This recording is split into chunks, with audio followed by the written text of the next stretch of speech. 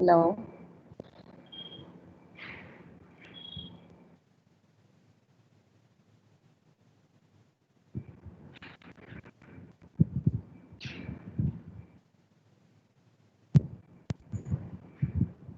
Please try to answer.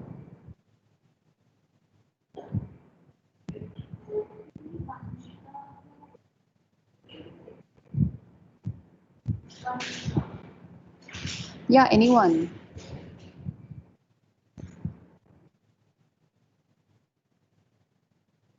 Ma'am, repair can be just a one-time phenomena where you fix things and healing occurs as an ongoing process thereafter. Um, Actually, more or less, they are mostly the same. But in when we talk about pathology, so when there healing is mainly used for surface epithelia, and repair is used for connective tissues. So that's just by convention. Otherwise, they are mostly the same. Okay, and they are both ongoing processes, right? So whenever an injury occurs, the cells that are at the site, like you've read about apoptosis and you've read about necrosis. So the cells that are at the site, they'll undergo. So what do you to repair? How does repair happen? So there are two things which mainly contribute to it. So one is there might be some tissues which are indigenous to the site, which are the residual or the uninjured cells, which are still alive. So one is they can start proliferating, and the second is there will be tissues stem cells. So the stem cells they will proliferate whenever there is injury, right? They also proliferate in normal scenario as well, but more activation of stem cells occurs when there is injury and when there is a need for growth. So whenever there is an injury, so depending on the extent of injury, residual or indigenous cells of the tissue as well as stem cells, they both start proliferating. And they both work together to repair damaged tissue. Okay, so we'll talk about it in depth later on. Which cell does what? Okay. So you can see here, so injury, whenever there is an injury, there will be two kinds of responses. One is cellular response, as we already talked. Cellular response would include one is the residual uninjured cells, second is the stem cells, and the third is fibroblast, or later the cells that will lead to formation of connective tissue. The second thing is vascular response. Vascular response because whatever tissue is forming or whatever is happening, they'll need a blood supply, right? So the second thing is a vascular response. So whenever injury happens, there will be cellular and vascular response. So now it depends on what kind of injury is happening. So one is it is acute. It just happened once and then it went away, right? So then it depends to which extent did it happen. So like it was acute, and then if it happens just in a small area, like a superficial wound, or maybe the cells have died but the tissue is still intact, then we can simply have regeneration. So what is regeneration? Like as you can see in the flow chart, but would somebody like to answer what is the difference between regeneration and healing?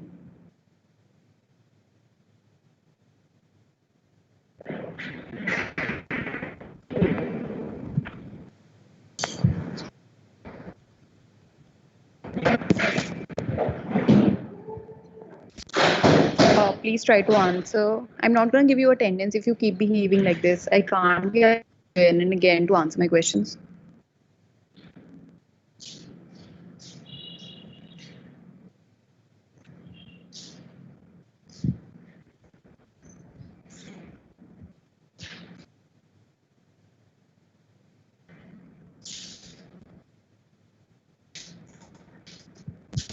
Yeah, so should I go by names? Okay, who is Dhwani?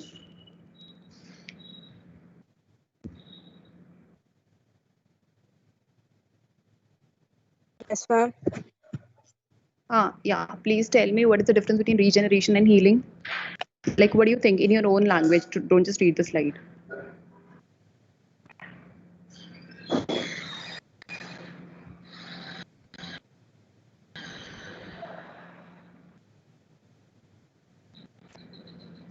Yes.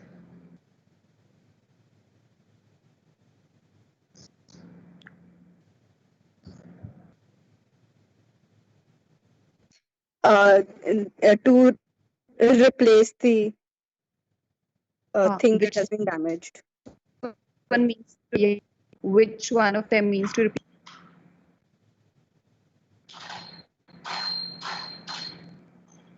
And replace it by what? With what? These cells that have been damaged.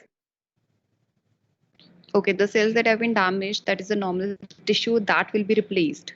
But replaced by what? That constitutes the difference between regeneration and healing. So in case of regeneration, they'll be replaced by normal cells or the normal tissue which are at the site. And in case of healing, there can be scar formation and exudate and everything else. Okay, so regeneration only includes normal cells that have regenerated in the normal structure. So the normal structure remains maintained. While healing also includes scar formation or any kind of inflammation which might have happened. Okay, so in case of acute injury, we have got regeneration, healing. Then, if the tissue damage is persistent, if it is happening again and again, then eventually fibrosis occurs, which is a tissue scar. So later on, we will discuss. Okay. Yeah. So when we talk about regeneration, there are various kinds of tissues, right? All the tissues cannot regenerate. So can Garima tell me? Can you name a tissue that regenerates quite easily? Sorry, ma'am, can you repeat the question? Yeah. Your voice. Give me an example of a tissue. Ma'am, gastric mucosa. Gastric,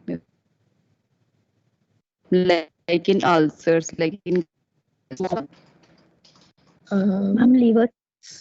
liver. Yes. So liver is tissue that is a permanent tissue, but still it retains the capacity for regeneration. But what else? What other thing? I mean, a really common thing that happens on day-to-day basis. Skin, right? Epithelia of the skin. And what Yes, is the epithelium of the skin? What is the layer? Histology wise? stratified squamous. Yeah, stratified squamous. Keratinized. Yeah, so keratinized. Okay, so stratified squamous epithelium of the skin, it has a high capacity for proliferation. Apart from that, there are many other tissues which have capacity for proliferation, which include liver, gastric mucosa, even the ductular mucosa, the mucosa of the ducts in various places. So we will talk about them now. So now you know regeneration, and now you know that the regeneration depends on the kind of tissue that is undergoing the injury. Yeah. So that was regeneration. Now there is scar formation. So what happens in scar formation is, if the tissue is incapable of uh, regrowing the cells that have damaged, or the injury is to an extent that it has damaged the entire structure of the tissue as well as the scaffolding of the tissue. So in that case, connective tissue is deposited there, right? Suppose if we talk about liver, suppose there are hepatocytes. So initially the hepatocytes will keep replacing the hepatocytes.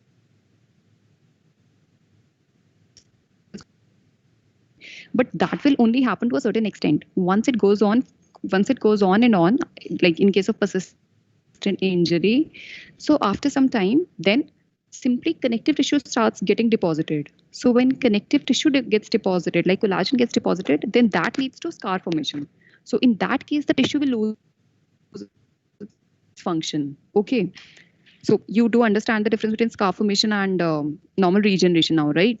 And once there is scar formation, once there is fibrosis, sometimes the fibrosis occurs along with inflammation. So in that case, it'll be called organization. So there is something known as organizing pneumonia, which is affecting the lung. So in this case, what happens is there is a lot of inflammation. So there is a lot of persistent injury to the lung tissue. So after that, scar formation starts take place, and it takes a certain pattern. So then it is called an organizing pneumonia, but it is a pathological term, not a clinical term. Okay, so moving ahead. So as it says, we have talked about it before. So regeneration of injured cell tissues, it includes one is cell proliferation, and why and how will cell proliferation occur? So it'll occur by mainly by growth factors. Various enzymes, various growth factors are secreted, which will drive the process, which will start the process. But and what does it depend on? It depends on whatever stem cells are there, whatever uninjured cells are there, and how much extracellular matrix is still there. If there has been too much damage of the extracellular matrix, then there will be fibrosis. If extracellular matrix is retained, only the normal cells are damaged, then there will be proper regeneration. You're following me, right? Yes, ma'am. Okay.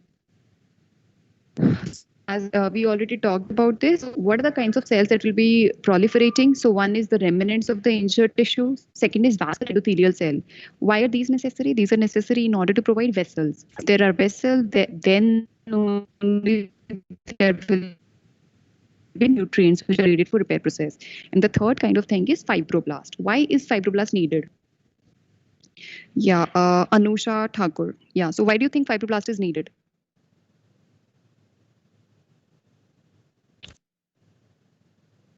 Ma'am, for the matrix.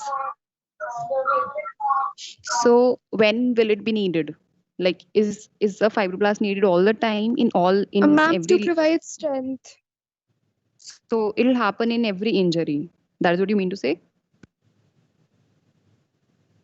Yes, ma'am, probably. Acha, theek hai. Okay, so we'll talk about it later. But so initially, fibroblast is needed in every kind of injury. Okay, so once there is injury, once there is a defect, then temporarily fibroblasts, they do come there and they form a granulation tissue. But eventually, the amount of fibroblast that still remains in the injury, that depends on the extent of injury. So in some cases, if the deficit is too less, then only the parenchymal cells will proliferate and they'll fill the gap. So in that case, fibroblasts, they'll get resolved. But if the injury is too much, then parenchyma cells cannot proliferate after a certain extent. So in that case, fibroblasts, they'll be filling up the gap, right? So your answer was essentially correct, that they do come initially in all the kinds of injury.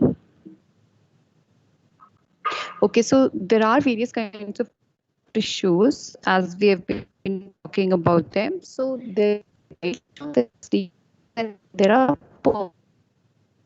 So first we'll talk about labile tissues. So these are labile tissues are, as the name suggests, so these are tissues which continuously they get replaced by proliferation of mature cells. So whatever cell is being lost, it gets immediately replaced. So what do they include? They include hematopoietic stem cells, hematopoietic cells in bone marrow, majority of the surface epithelia.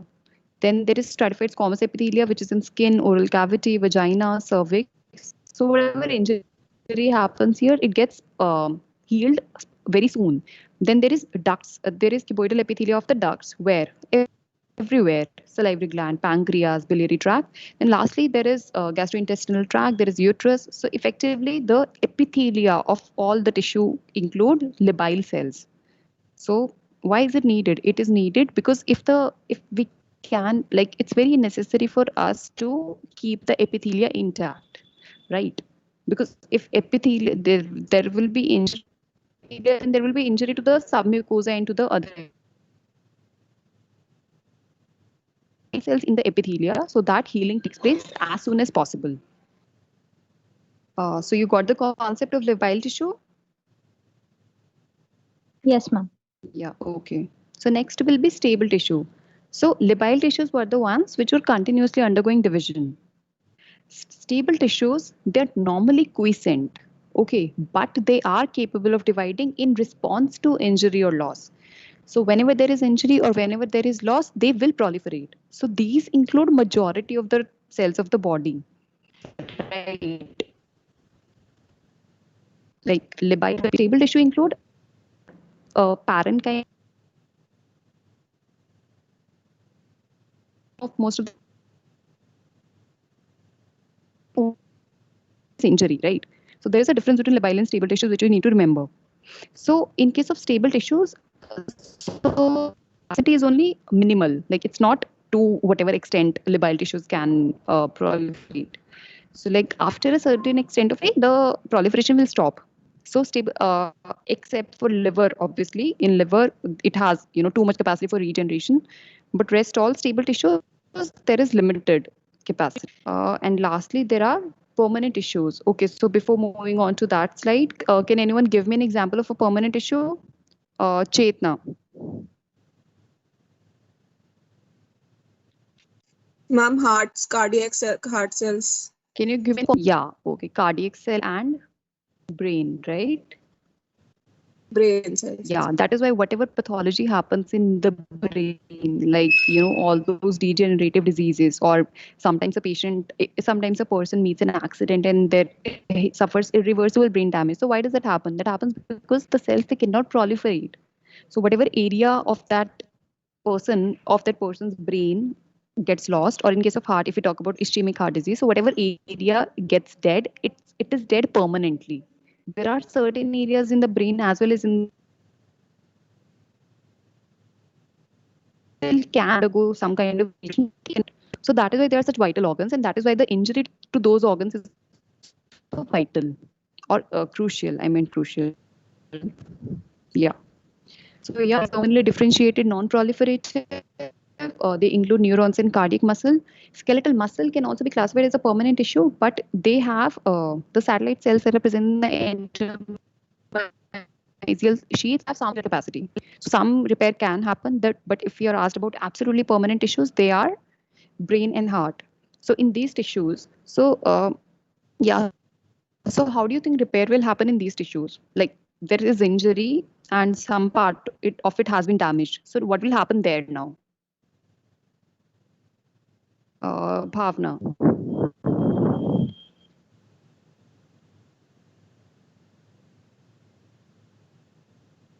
Ma'am Hmm.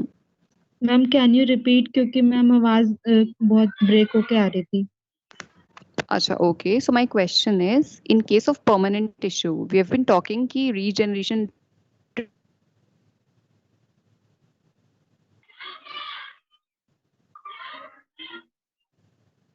Excuse me, ma'am. Ma'am, you're not tissues ke audible. cells tissue. So what will happen?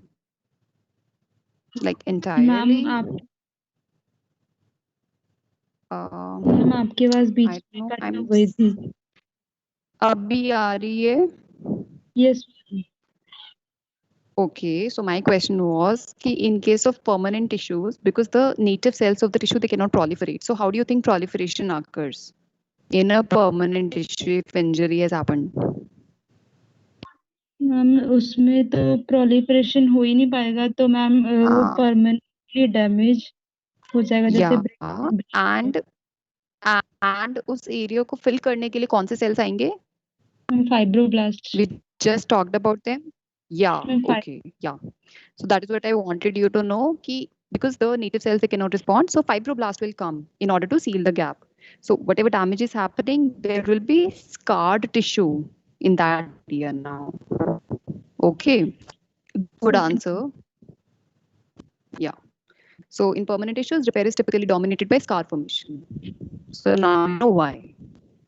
Okay. So now we'll talk about what is the process that happens in case of tissue regeneration. So in labile tissues, because we're talking about there is simply proliferation of residual cells as well as stem cells but the basement membrane should be intact. So growth factors are not defined, but they'll mostly include growth factors like colony stimulating factors or other growth factors which are native to the tissues. So like in bone marrow, we've got colony stimulating factors. Like in liver, we have got hepatocyte growth factors. So there are various kinds of growth factors. So labile tissues mein to simply residual cells will start proliferating. Then we'll talk about parenchymal organs. So what happens in parenchymal organs? So वहाँ पे भी growth factors will be produced locally. Plus there will be interaction with extracellular matrix as well. We'll discuss the interactions later, right? So in case of, because there is limited tissue regeneration in stable tissues, so we've got a basic model of the liver, which we'll discuss now. So that you can get an idea कि stable tissues में कैसा होता है. Yeah. So obviously we've been talking about this. There is proliferation of the remaining hepatocytes which have not been injured. Plus there is progenitor cells ka repopulation. So it proliferation of hepatocytes, it can occur following partial hepatectomy. That is, a liver transplant has been much researched upon and it is so successfully done everywhere. So even 90% of liver can be corrected by proliferation, right? So how is it triggered? Again, it is triggered by cytokines and various growth factors. So there are various phases in it. So first is the priming phase. So what is the cytokine that is responsible in this case? There is interleukin 6. So interleukin 6 will be produced by Kupffer cells, and then uh, they will prime the hepatocytes so that they can start receiving the growth factor signals. Right, because we talked about it now, that the cells are normally in quiescent stage, they are in G0 stage. So something has to happen in order for the cells to be primed so that they can proliferate or they can receive the growth factor signal. So interleukin 6 primes them. Then there will be growth release of growth factors like hepatocyte growth factor and TGF alpha. So these are secreted by various cells, like whatever inflammatory cells are there, and even a fibroblast. So they will act on primed hepatocyte and they'll push the cell cycle or the division, right? And because they're quiescent cells, so it'll take them several hours. So eventually they'll go from G0 to G1, and eventually they'll reach the S phase where synthesis of DNA will start taking place. That is a growth factor phase.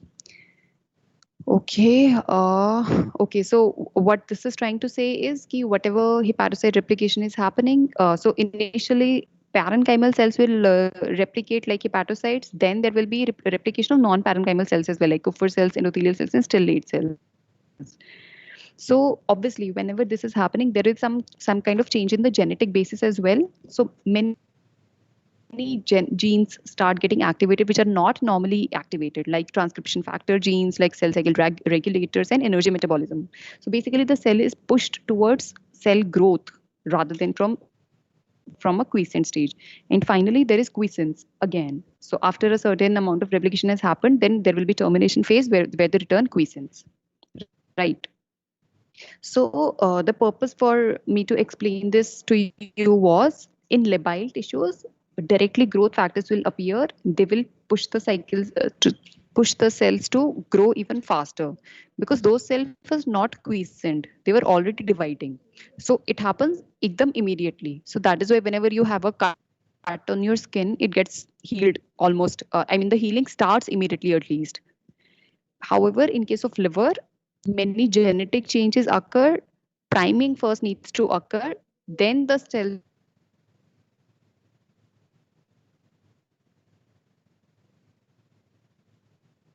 where the parenchymal cells themselves proliferate. Here, what they're saying is the injury is too much. So in that case, the progenitor cells will start replicating. We talked about it, right? Either the parenchymal cells replicate or the stem cells replicate. So what about these progenitor cells? What is the name of them? So in some rodents, they are called oval cells. And in human beings, they reside in canals of Hering, right? So this is an exam question. This is asked in competitive exams. So canals of Hering, they have progenitor cells or the tissue stem cells of the liver, right? Any question? Abhi tak we have just been talking about regeneration. Now we'll talk about the proper process of healing or the repair. So any questions till now? Ma'am, can you explain this canals of Hering? Couldn't get it. Canals of Hering are simply the site where tissue stem cells are there. Like, because we saw that liver can regenerate, so we wanted to know how is liver regenerating? How is it doing? So found a particular site wherever there is uh, as it says, where bile canaliculi are connecting with the larger bile ducts. So there are canals of Hering. They are small niches. So where there they found progenitor cells. You are getting progenitor cells concept, right? These are Okay, basically ma'am. stem cells which can proliferate in whatever direction they want to. Okay, ma'am. है ना? Okay. Okay. So that was regeneration. Now we'll talk about connective tissue deposition. How does that happen, right? So it occurs by replacement of injured cells with connective tissue. It eventually leads to a formation of a scar. or there can be some amount of regeneration and along with some amount of scar formation as well. But nothing is black and white, obviously, in pathology. So, what happens in a scar formation? So, first of all, whenever there is injury, then there will be inflammation, right? So, inflammatory cells will come there to the site. We'll talk about the steps just in the next slide. What happens after inflammation? So after inflammation, angiogenesis is also important. So okay, so whenever there is injury to a local place, you can see that there is edema, right? And there is edema even when the wound is healing, like in the following 2 to 3 days. So why is it there? So it is partly there because when there is an injury, there will be angiogenesis, that there is new vessel formation. And when the vessels are forming newly, when they are immature, they are generally leaky. So since they are leaky, they keep releasing some amount of fluid into the surrounding. So that is why there is local swelling at the site of wound healing initially, till the time the vessels mature enough, right? So so newly formed vessels are leaky because of incomplete interendothelial junctions, and VEGF is created.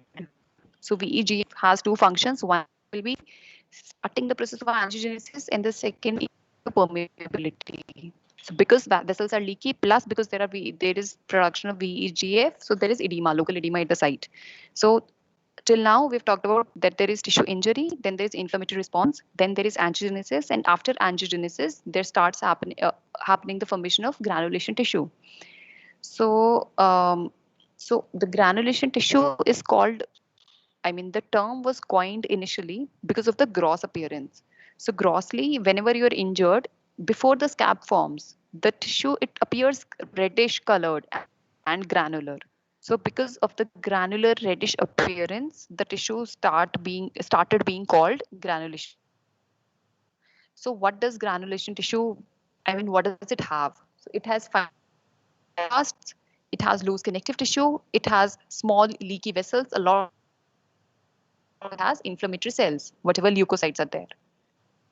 Right, so I mean, granulation tissue is a slide that you're asked in the exam. So, like, you're getting the concept of granulation tissue. समझ आ गया है? Yes, ma'am. Yes, ma'am. Okay. So here again, we have talked about the histologic appearance. There is proliferation of fibroblast in new thin-walled delicate capillaries in a loose extracellular matrix with inflammatory cells, mainly macrophages. Macrophages come later. Granulation tissue will eventually, like when the injury is large, the granulation tissue, it eventually fills up the deficit. Okay, so here. So initially there was infection of injury. So this is the area of injury. So first of all, there will be inflammation, which is the first cell to come to any site in inflammation. Neutrophil. Neutrophil, yeah. So here you can see neutrophils, right? So initially there will be neutrophils, later on macrophages will also come, later on lymphocytes will also come. So here these are all neutrophils and these are macrophages. So inflammatory cells have come here, then these are the fibroblasts. So fibroblasts, they start coming. These are the vessels which have started sprouting. And here we have got a proper scar formation. But a scar formation takes at least how many days, can someone guess? Complete scar formation? 2 to 3 days. 2 to 3 weeks, actually, 2 to 4 weeks. Like when you have an injury, scab eventually jo form hota hai, and when the area is completely healed, it takes at least a month, right? So here we are talking scar formation. When you said 2 to 3 days, that was mostly true for granulation tissue. Okay. Okay, ma'am. Okay. So next. So after scar formation, after granulation tissue, so here there occurs remodeling of connective tissue. So initially everything, whatever is happening there, fibrosis is there, collagen fibers are there, so they are haphazardly arranged. So a tissue cannot function with haphazardly arranged connective tissue, right? So later on, it starts maturing and it starts reorganizing. है ना? Initially scab is like huge, it's ugly looking, but eventually it just shrunkens, right? Eventually. So that happens because there is reorganization and remodeling. And what cell causes it, we'll talk about it later. So lastly, remodeling takes place. Okay, so this is a very hazy picture. So this is a granulation tissue. You're getting it? This granular appearance. Yeah. So, okay. So let's talk about this. So whenever there is a wound, can you talk about some factors which affect wound healing? Chetna, I've already asked you, I think. Dhriti. Yes, ma'am. The Yeah. factors that affect. Yeah. So can you tell me names of some of the factors which will affect wound healing? Ma'am, growth factors. Growth factors are the factors which are anyway initiating it, right? So they will Mm-hmm. be there in any case. I'm talking about factors like outside factors. Mm. No, ma'am, I can't think of any. Okay, so what about nutrition? Yes, ma'am. Good protein. Matlab, because Yeah. they're fibers, so So good protein. nutrition, Yeah. then there is good immunity. It Mm-hmm. depends on the area as well, right? It Yeah. depends on the vascularity of the tissue. Like if the vascularity is almost cut off, then there will be necrosis. We've already talked about it in the last tutorial, right? Yes, So, ma'am. then there are some diseases like diabetes mellitus. So there is delayed wound healing in diabetes mellitus, right? So these are the factors mainly. Okay, ma'am. Okay. So okay, and then there is obviously infection. If there is infection at the site of the injury, or even there is systemic infection, that also prolongs the process of wound healing. Yeah, so there is infection, there is diabetes, there is nutritional status of the person, like protein deficiency, all of that. It will uh, inhibit healing.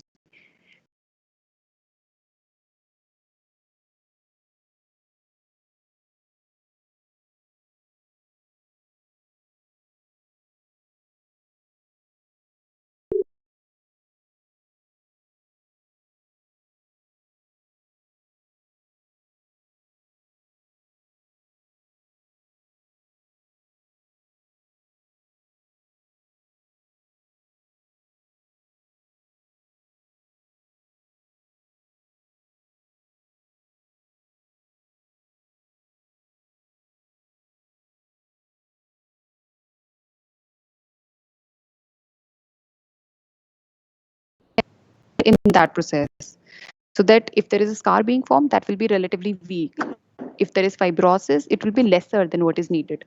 So effectively, they are creating havoc on the patient's system. So steroid should be used very cautiously.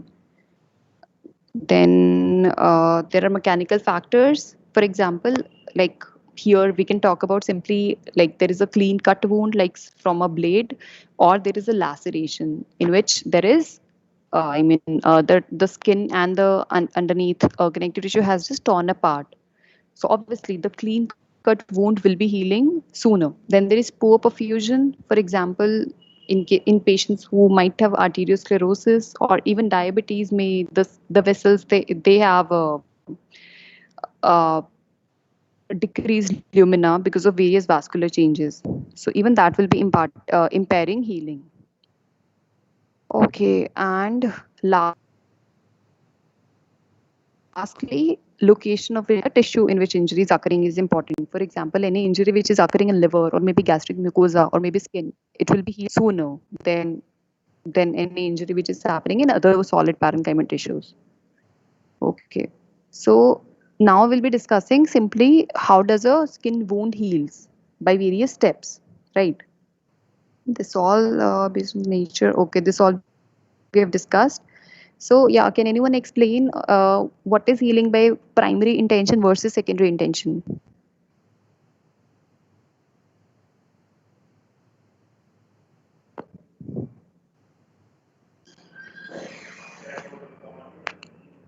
Yeah, primary versus secondary intention. Okay, it's fine.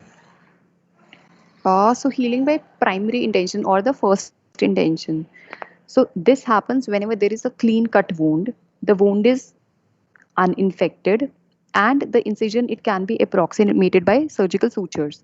So the disruption in the skin epithelia that has occurred, it is a small disruption. Still, both the edges of the wound are close together so that they can be approximated, and it is an uninfected wound. So in that case, the healing will be by first intention. So there is focal disruption of epithelial basement membrane and death of few cells and few connective tissue cells. So in this case, there will be simply inflammation first, like as we have already talked, then there will be proliferation of epithelial and connective tissue cells, then there will be maturation of the connective tissue. This is first intention. Yeah. So here, hmm. So like this is first intention, this is second intention. So what happens in second intention? In second intention, there is maybe infection at the site, there is maybe a large laceration, or the wound edges, they are far apart, or the amount of necrosis and the injury is too much. In that case, there will be a lot of scarring, a lot of granulation tissue, and the scab will be larger. So that will be secondary intention. As you can see, the the amount of injury is too much, right? The edges are too far apart to be approximated. So that is why the scab, or initially the clot, it is larger. The inflammation is more intense. The granulation tissue is larger, and eventually it will lead to local wound contraction. Like even you might have noticed from childhood, if you had a large injury on your body, effectively there occurs a certain depression in that area. Why did that happen?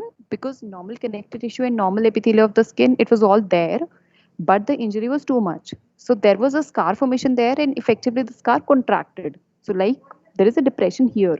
So that is actually healing by second intention, secondary intention or second intention. And in case of primary intention, there will be a scar formation, but it will be local, and which will effectively only cause it will, I mean, effectively normal tissue will come at the site of the injury, and it will replace the connective tissue. And if there is a connective tissue, it is very less. So this is an exam question, you are asked about it, the kinds of wound healing. You should be clear about it. Okay. So can somebody summarize for me? I mean, what will be the points that you will talk about? Anshita.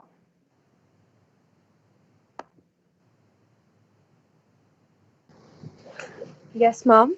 Yeah. So what are the points of differences in primary and secondary intention of healing? Can you summarize it?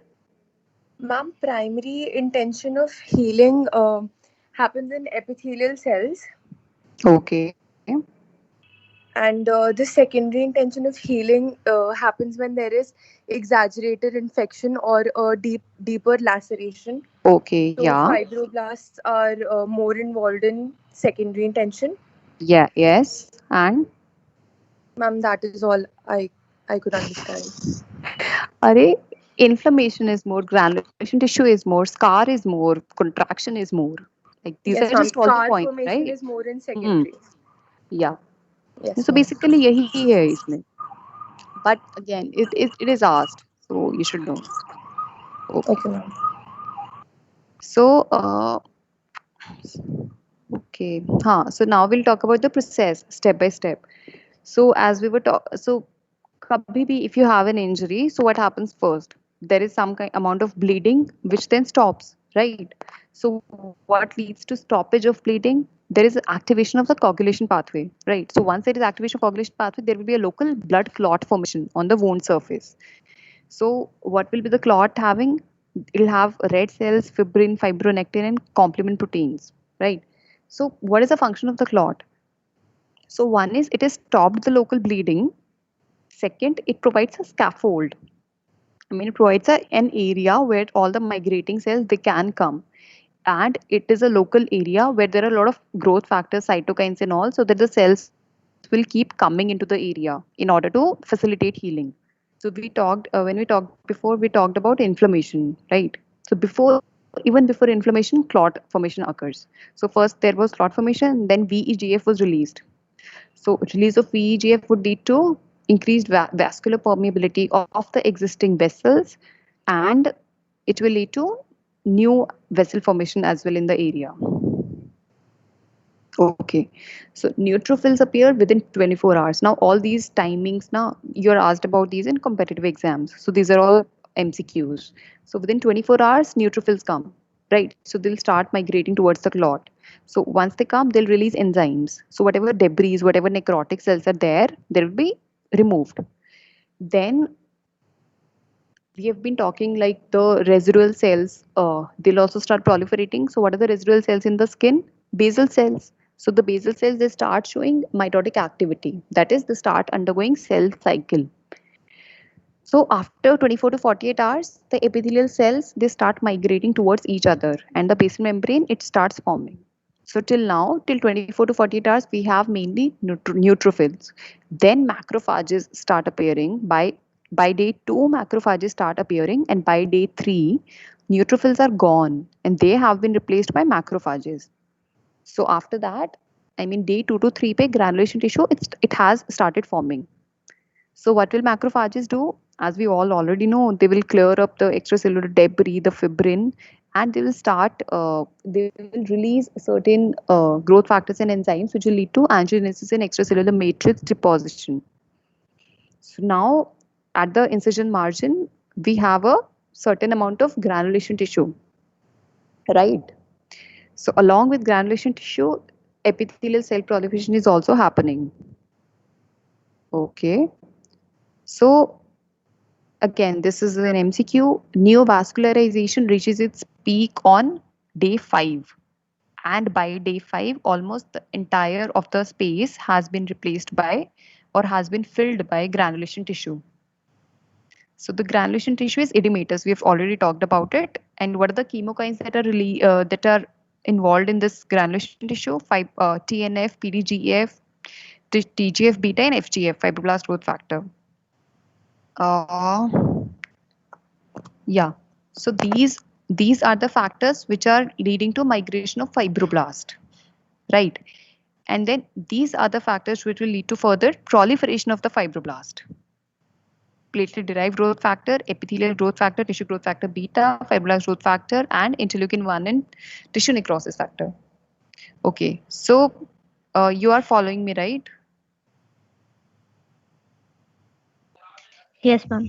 ठीक है, so अभी तक क्या क्या हुआ है? अभी तक there was a clot formation, there was activation of coagulation pathway, then the neutrophils came, then the neutrophils started being replaced by the macrophages. So when macrophages had come, at the same time granulation tissue starts getting formed, and at the same time neovascularization is happening. So granulation tissue के साथ ही fibroblast का proliferation has been happening, and now here we are talking about all the chemokines that are involved in migration and proliferation of the fibroblast. So now what do the fibroblasts do? They will produce extracellular matrix proteins, and effectively this protein along with the collagen fibrils, they will start to bridge the incision or bridge the gap that had occurred because of injury. Okay, so effectively epidermis will recover the normal thickness because the epithelial cells were also proliferating. So by second week, there is collagen accumulation and fibroblast proliferation, and by second week, there is a lot of collagen accumulation, fibroblast accumulation, but leukocyte infiltration and edema, they have decreased. Vascularity had already reached the peak by 5th day, right? So by second week, vascularity is also, it's over. So obviously edema is over because the vessels have matured. So here the process of blanching begins. Blanching is wahi, certain depression and certain loss of color in the area. So after the after the second week, there is increased collagen deposition or increased scarring in the tissue. So here they're talking about blanching. So there is increased collagen deposition and regression of vascular channels. So by the end of first month, the scar is finally complete.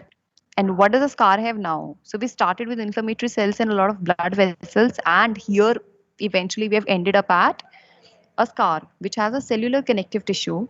So there are cells, that is fibroblast, there is connective tissue, that is a lot of collagen and fibrosis, but there are no inflammatory cells, and epidermis is almost, so there is no clot as well. It has been resolved and replaced the debris have been resolved and replaced.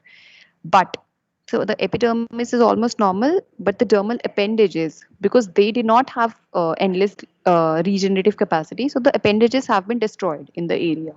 So the strength will keep increasing with time. So this was healing by primary intention. I mean, is it clear? Like if you read it once or twice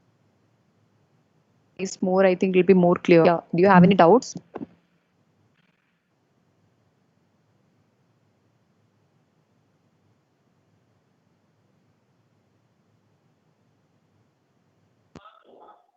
Any question? And these dermal appendages mean the hair on skin. Yeah, all the hair, the sebaceous glands and the sweat glands, all of them. जो भी dermis वाला area होता है ना, वहाँ पे. Because they don't have the capacity for regeneration ना, मतलब थोड़ा बहुत होता है, but like since the injury is more, so they are destroyed mostly in that particular area. Okay, ma'am. Yeah, तभी like if you ever see a scar somewhere on somebody's body, so generally उस पे hair growth नहीं हो रही होती. The scar is just a fibrotic or hard tissue, right? Next time you can notice it now. Okay. So next is healing by second intention. So when we've already spoken about it, the cell or tissue loss is more extensive, like abscess, ulceration, and ischemic necrosis. The processing involves combination of regeneration and scarring. So the scarring is more in secondary intention. Okay, so we've already talked about it. Fibrin clot is larger, there is more exudate, there are more necrotic debris, there is more intense inflammation. So, yeah. So in case of healing by secondary intention, because there is more of scarring. So we have described the scarring here. So initially the provisional matrix has fibrin, fibronectin and type 3 collagen. So this process is actually common to both healing by primary and secondary intention. Okay. So here we've just talked about the scar. What does the scar contain? So initially the scar contains fibrin, fibronectin and type 2. Primarily there is type 1 collagen. This is again an MCQ question. 2 weeks के बाद type 1 collagen होता है, initially type 3 collagen होता है. You must remember it. Then eventually the granulation tissue, okay, this is the scar. Yeah, so the scar is pale, the scar is avascular, it has spindle shaped fibroblast, dense collagen, elastic tissue and other ECM components. So wound contraction generally occurs in large surface wounds. So contraction से क्या होता है? The gap which had occurred in the injury, it has been decreased. So what are the cells which mainly are involved in contraction? Myofibroblast. Okay. So granulation tissue में what were the cells mainly there? Fibroblast. And contraction में myofibroblast are there. So myofibroblasts are intermediary cells which are basically modified fibroblasts. So they have functions of both fibroblast as well as smooth muscle. So within 6 weeks, effectively, large skin defects may be reduced to 5 to 10% of their original size by contraction. Okay, so till now we have been talking about the normal process of wound healing. So next we'll talk about what happens if there is exaggerated healing, right? So yeah, can anyone give me an exaggerated healing?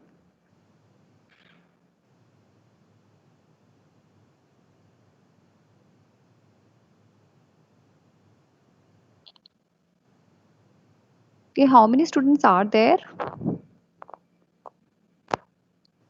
in your tude batch? 31 to 60. 30. Achha, these are the roll numbers. Yes, ma'am.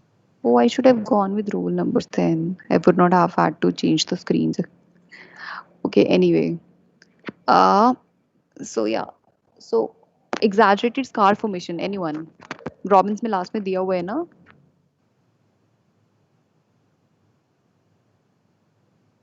Okay. Hypertrophic scar, keloid. पढ़ा है कुछ?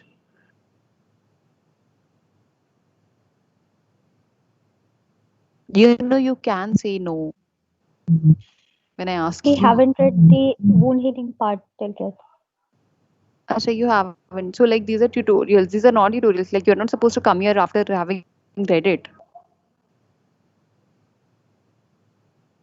But I'm actually asking you, not scolding you. Ma'am, actually there was no lecture for this topic, so we Acha, thought, okay. So like it's like completely new to you. yes, ma'am. ठीक है फिर तो मतलब it even it is even more important. So कुछ clear हुआ है ना? Like it is clear, right? Like I myself prefer face-to-face teaching than this online thing. I don't trust it much, but I hope कुछ तो समझ आया होगा तुम लोगों को. So anyway, so the last thing here is keloid and hypertrophic scar, which is again an exam question. You are asked about the difference between the two. So both keloid and hypertrophic scar, these are uh, exaggerated scarring at the site. So what leads to exaggerated scarring at the site? It's not completely known. I mean, the factors which are leading to them are not completely known. So, but there are certain factors which predispose to these conditions. For example, in scar.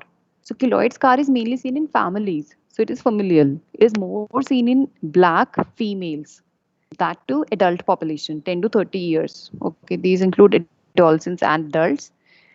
So it mainly occurs in the areas of sternum, shoulder, and face. And even in face, it occurs near the ear wala area. Okay. But the etiology is obviously unknown, right? So a keloid scar will always outgrow the wound area.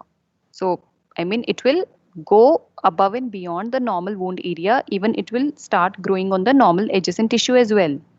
And it does not subside. A keloid will eventually require surgery, right? So you can get a short note on keloid and you can get this comparison as well. But in case of hypertrophic scar, so hypertrophic scar is not familial, it is not race related. So there are no such predisposing conditions, but it is normally seen more in children. And whenever there is a increased tension in the area during the injury. So for example, a child got injured on the flexor side of the limb with increased tension. So there was a prolonged tension at the area. So in that case, he will have a hypertrophic scar. So hypertrophic scar is a scar which has exceeded the amount of normal scarring that should have taken place at the site. But it remains within the wound. जितना wound का area है उतने ही area में रहेगा hypertrophic scar. And वो eventually subside भी कर जाएगा with time. ठीक है?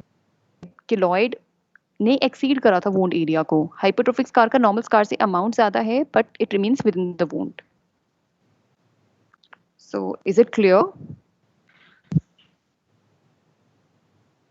Yes, ma'am. ठीक है.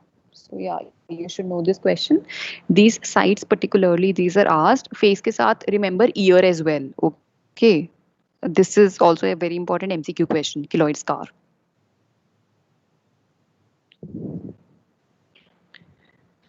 Okay.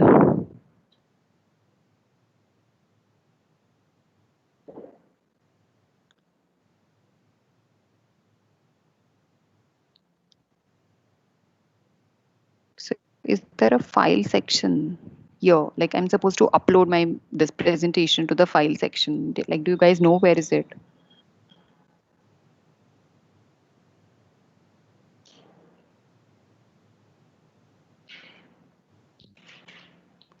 Ma'am, it's on the mobile phone only. क्या? मैम मोबाइल फोन पे पता है. अच्छा नहीं, ये तो मतलब it's on a Mac. As usual Mac में कुछ नहीं पता लगता है. Device settings. अच्छा कोई बात नहीं. I think there is a mail ma'am ID ना, टीम्स उस पे पे क्या